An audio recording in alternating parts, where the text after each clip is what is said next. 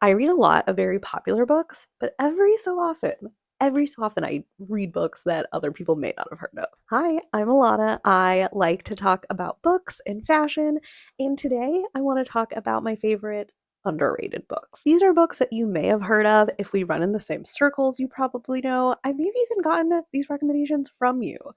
But if you look at something like Goodreads, these books have very few reviews. And I know that Goodreads is not the end all be all of how popular a book is, but if a book has less than 5,000 reviews, less than 1,000 reviews, I feel like it's safe to assume that even though it's popular in my world, in my mind, that it probably is not actually massively popular. Today I'm going to talk about a lot of lit fic, a little bit of romance, some YA, but all books that if you want a recommendation for something that there's a good chance you haven't read yet, maybe you'll find at least one thing new today. The first book I want to talk about is this book called The Atmospherians.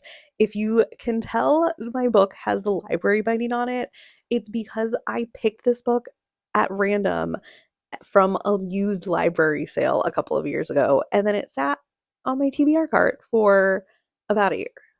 I had completely forgotten about it until I picked it out from my TBR goblet. Okay, pause. The upside to doing long form content is I can go on tangents.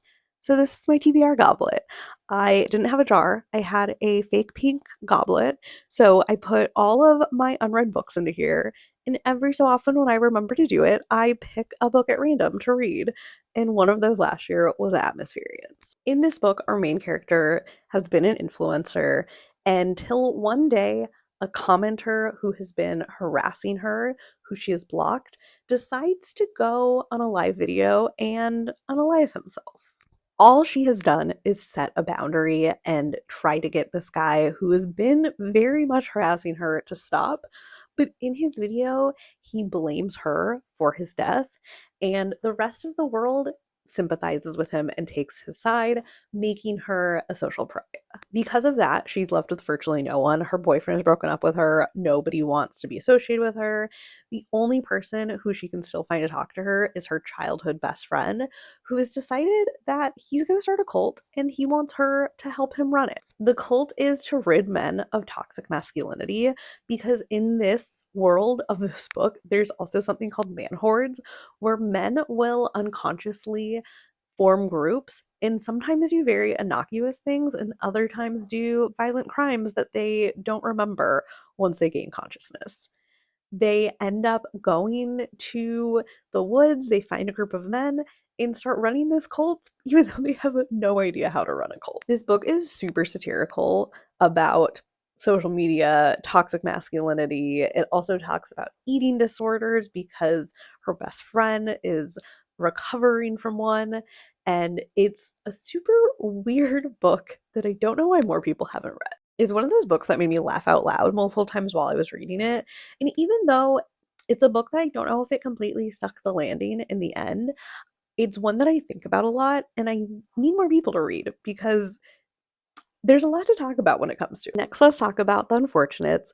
This is about a college student who is living life with her life partner, and that life partner just happens to be her depression, who she calls LP. The structure of this book is super unique because the entirety of the book she is writing to a fictional thesis committee about her thesis, which is that all of the Black students on campus tend to vanish and go missing, and she's trying to get to the bottom of it. The premise of this book sounds a lot like a thriller with students missing, and she's trying to figure the premise of this book sounds a lot like a thriller because there are students missing and she's trying to understand what happens, but really it reads more like lit fic.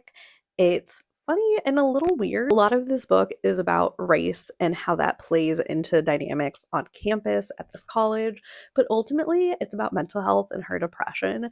I think if you like really sad girl lit fic, or even if you just like books about academia, you probably would like this one a lot. Yes, No, Maybe is a contemporary romance, and I'm not just talking about this book because the author was nice enough to send it to me a few months ago. I'm talking about this book because I genuinely really liked it. In this book, our main character, Rowan, has been proposed to by her boyfriend in public at the school they both work at. She kind of panics and says, yes, no, maybe, which really pisses him off.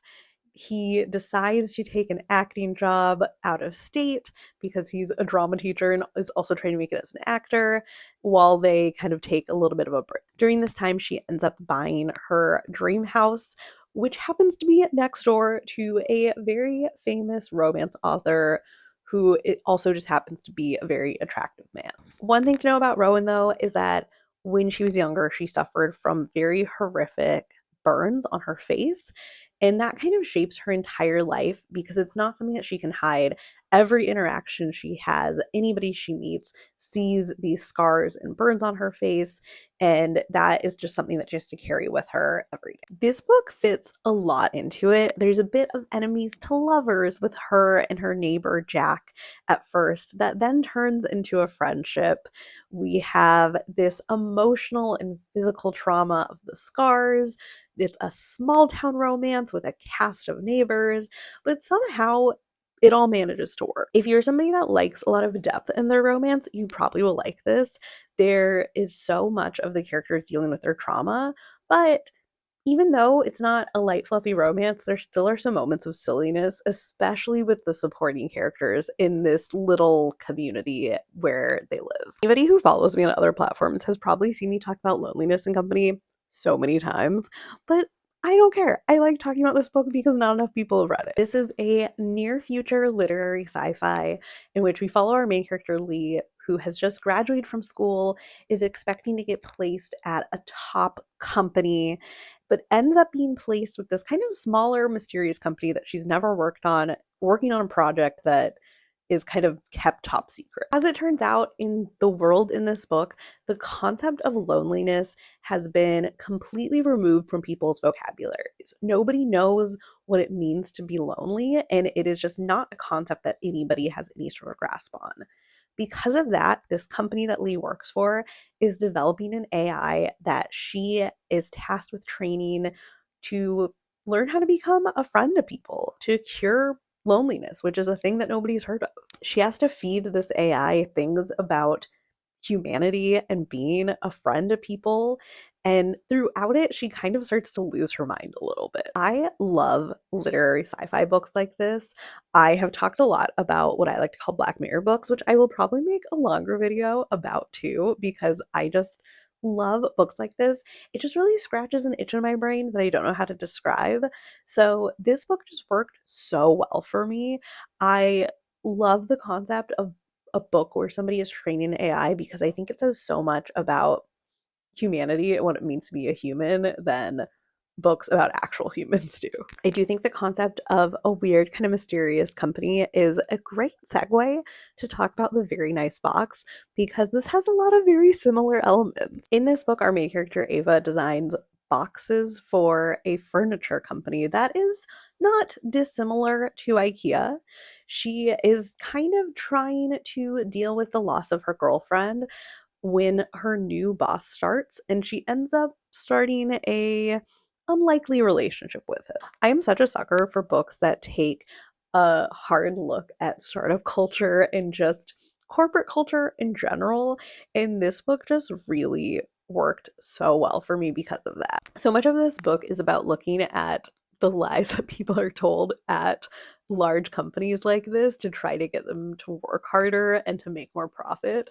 There's also an element of this book about good guys and what exactly that means.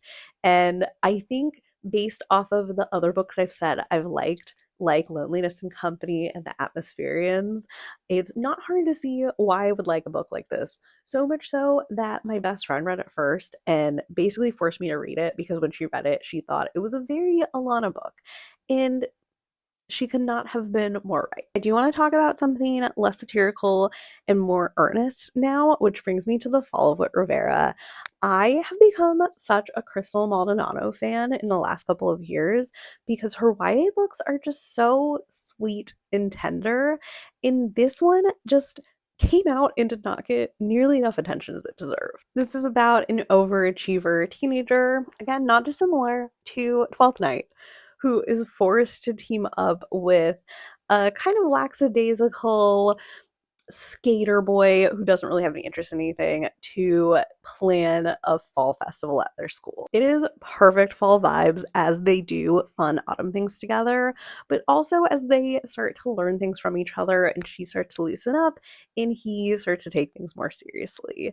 It is just so sweet and cozy, and I don't understand why this didn't get more attention. I do think Fat Chance Charlie Vega is my favorite of Crystal's books, but if you liked that one, which I know is fairly popular, I don't see any reason why you wouldn't like this one too. Okay, we've got two more left in this video. The next one being The Town of Babylon. This is a literary fiction book about a guy who has come home to visit his family and ends up attending his 20-year high school reunion where he reconnects with some people from his past. Andre is gay and is dealing with the infidelity of his husband. At this reunion, he reconnects with his first love and former best friend, Jeremy, who is now married to a woman. He is also there visiting his best friend, who is in a mental institution. And the entire book is really just about these relationships. It's a fairly low plot, all vibes type of book. It's kind of slow, but in a very good way. It really just examines these relationships and how Andre is trying to navigate this life where things in his current life has changed and how he is struggling to kind of confront these relationships from his past. I don't think it's very surprising when books like this aren't very popular, especially when they're just a little bit quieter and slower. But I know a lot of people in my life really love that type of lit fic, and so I really wish this is one that more people would give a chance. And lastly, let's talk about In Universes. This is one of those books that I think a lot of people I know were talking about a lot this past year, but ultimately it has less than 1,000 Goodreads reviews, and I don't think is as popular as I thought it was. In Universes is kind of hard to describe because at its core, at a high level, this is a book about the multiverse and the many universes where our main character could live. This is one of those books that I probably shouldn't have included because I don't really know how to talk about it. It is sci-fi and deals with multiple universes in a way that I just find very unique. We have our main character, but in each of these universes, which kind of reads like short stories, we have a little bit of a tertiary cast of characters that ends up being in these other universes, but in different ways and essentially playing different parts. Because of that, it kind of reads like short stories a bit because they're not connected at all. They just are all individual different universes. And it's also a pretty short book, too. So there you have it, a handful of books that I love that you may not have read yet. I hope you find at least one book today that you haven't read that you add to your TBR, because every time I watch a video, I add too many books to my TBR. So I can just only hope that anytime I talk about books, it does the same for other people.